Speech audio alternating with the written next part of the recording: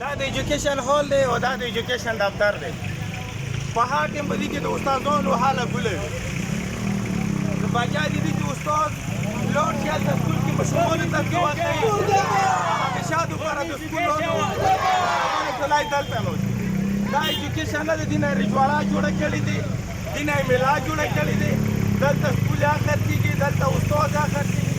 دا هغه ماشومان چې نن راغلي سره د مور و پلاره دا یې چې زموږ په سکول کې 3 استادان دي، یو خو ساره رسیره بل یې پولیو کې ورکړی نشته چې دا اوس دا ماشومان دلته په خپله راغلي.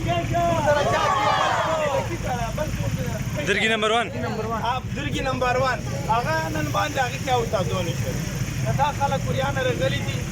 ابا صاحب نمیږي هغه سره موږ 2 ګزاري 3 ګزاري 4 ګزاري ورغلي دلته چې کومې بل افراد دي هغه اوسې نمیږي هغه رسمي ته ویزټ کړی دی اور ورته هغه